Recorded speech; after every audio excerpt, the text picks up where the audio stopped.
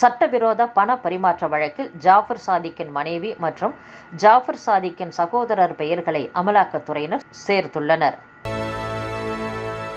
சென்னையின் 4வது ரயில் முனையம் வில்லிவாக்கத்தில் அமைப்பது கைவிடப்பட்டு பெரம்பூரில் அமைக்க திட்டமிடப்பட்டுள்ளதாக தெற்கு ரயில்வே பொது மேலாளர் RN சிங் தெரிவித்துள்ளார். கட்டணமில்லாத விடியல் பயணத்தில் இதுவரை 450 கோடி முறை பெண்கள் பயணம் செய்துள்ளதாக தமிழக அரசு தெரிவித்துள்ளது. முதலமைச்சராக மு.க.ஸ்டாலின் பொறுப்பேற்றவுடன் முதல் கையொப்பமாக மகளிருக்கு அரசு பேருந்துகளில் கட்டணமில்லா பயணம் விடியல் பயண திட்டத்தை செயல்படுத்திட நடைமுறைப்படுத்தினார்.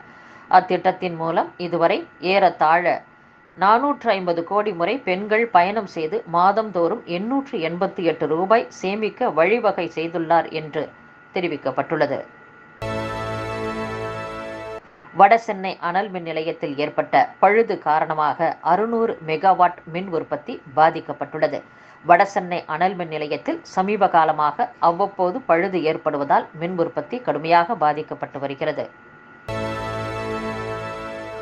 மத்திய அரசின் நடவடிக்கைகளுக்கு எதிராக தொடர்ந்து கேள்வி எழுப்பி வருவதால் தமிழகத்திற்கு தேவையான நிதியை வழங்க மறுக்கின்றனர் என்று நீர்வளத்துறை அமைச்சர் துரைமுருகன் தெரிவித்துள்ளார். சீர்காழி அருகே கழிவுநீரை நிலத்துக்கு அடியில் செலுத்தும் வகையில் போர்வெல் குழாய் வைத்து கழிவுநீர் தொட்டி அமைக்கும் முயற்சியை சுகாதாரத்துறை அதிகாரிகள் தடுத்து நிறுத்தியுள்ளனர். பாம்பன் புதிய ரயில் பால பணி செப்டம்பரில் முடிவடையும் என்று அதிகாரிகள் தெரிவித்துள்ளனர். அக்டோபர் முதல் ராமேஸ்வரம் வரை ரயில் இயக்கப்படும் என்றும் தெற்கு ரயில்வே பொது மேலாளர் தகவல் தெரிவித்துள்ளார். தமிழகத்தில் ராபிஸ் நோய் பாதிப்பால் கடந்த ஆண்டு 22 பேர் உயிரிழந்துள்ளதாக சுகாதாரத்துறை தெரிவித்துள்ளது. நிபா வைரஸ் எதிரொலியாக தமிழக கேரள எல்லையோரத்தில் உள்ள அனைத்து சோதனை சாவடிகளும் தீவிரமாக கண்காணிக்கப்பட்டு வருகிறது. இந்நிலையில் கேரளாவுக்கு கல்வி சுற்றுலா செல்வதை தவிர்க்க வேண்டும் என்று கல்லூரிகளுக்கு அறிவுறுத்தப்பட்டுள்ளது. கள்ளக்குறிச்சி விஷ சாராய சம்பவம் எதிரொலியாக 13 கள்ளச்சாராய வியாபாரிகளின் வங்கிக் கணக்குகள் முடக்கப்பட்டுள்ளது.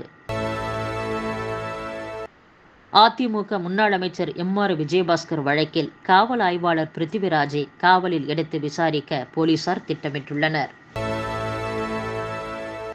உள்நாட்டு வன்முறையால் பாதிக்கப்பட்ட வங்கதேச அதிகாரிகளுக்கு அடைக்கலம் கொடுக்கப்படும் என மேற்கு வங்க முதல்வர் மம்தா பானர்ஜி கூறியதற்கு வங்கதேச அரசு எதிர்ப்பு தெரிவித்துள்ளது. பீகார் சட்டசபையில் இடஒதுக்கீடு விவகாரத்தில் எதிர்க்கட்சிகளின் அமளியால் கடும் கோபமடைந்த முதலமைச்சர் நிதிஷ்குமார், நீங்கள் ஒரு பெண், உங்களுக்கு எதுவும் தெரியாது என ராஷ்டிரிய ஜனதா தள பெண் MLA ரேகா பஸ்வானை நோக்கி ஆவேசமாக பேசியது சலசலப்பை ஏற்படுத்தியுள்ளது. நீட் வினாத்தாள் கசிவு விவகாரத்தில் 120 மாணவர்களை குறிவைத்து நடத்தப்பட்ட ஆபரேஷனில் முன்னணி சமூக வலைதளங்களை தவிர்த்து மிகவும் கவனமான முறையில் குற்றவாளிகள் செயல்பட்டது CBI விசாரணையில் தெரியவந்துள்ளது. கொல்கத்தா சட்டசபை வளாகத்தில் திரிணாமுல் காங்கிரஸ் MLA தபன் சாட்டர்ஜி தன்னை தாக்க முயன்றதாக பாஜக மூத்த தலைவரும் மேற்கு வங்க சட்டசபை எதிர்க்கட்சி தலைவருமான சுவேந்து அதிகாரி குற்றம் சாட்டியுள்ளார். நாடாளுமன்ற தேர்தலில் பாலிவுட் நடிகை கங்கனா ரனாவத் வெற்றியை எதிர்த்து தொடரப்பட்ட வழக்கில் அவருக்கு உயர்நீதிமன்றம் நோட்டீஸ் அனுப்பியுள்ளதாக தகவல் வெளியாகியுள்ளது. தன்னை கொலை செய்ய பிரபல தாதா லாரன்ஸ் பிஷ்னோய் திட்டம் தீட்டியதாக மும்பை போலீசார் தாக்கல் செய்த குற்றப்பத்திரிகையில் பாலிவுட் நடிகர் சல்மான் கான் வாக்குமூலம் அளித்துள்ளார். கர்நாடக சட்டப்பேரவையில் பாஜக MLAக்கள் நேற்று இரவு முதல் உள்ளிருப்பு போராட்டம் நடத்தினர். மைசூரு நகர வளர்ச்சி ஆணையம் ஊழல் குறித்து சட்டப்பேரவையில் விவாதிக்க கோரி எதிர்க்கட்சித் தலைவர் அசோக், பாஜக மாநில தலைவர் PY விஜயேந்திரா உட்பட பாஜக MLAக்கள் இரவு முழுவதும் உள்ளிருப்பு போராட்டம் நடத்தினர்.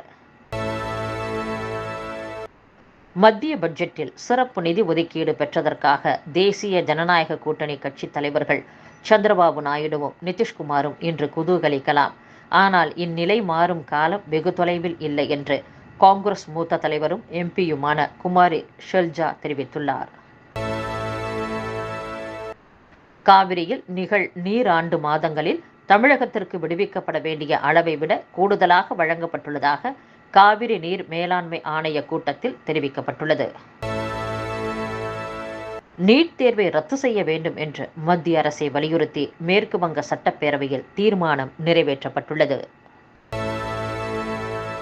குறைந்தபட்ச ஆதரவு விலைக்கு சட்ட அங்கீகாரம் அளிக்க மத்திய அரசிடம் தொடர்ந்து வலியுறுத்துவோம் என்று விவசாய சங்க தலைவர்களிடம் மக்களவை எதிர்க்கட்சித் தலைவர் ராகுல் காந்தி உறுதியளித்துள்ளார்.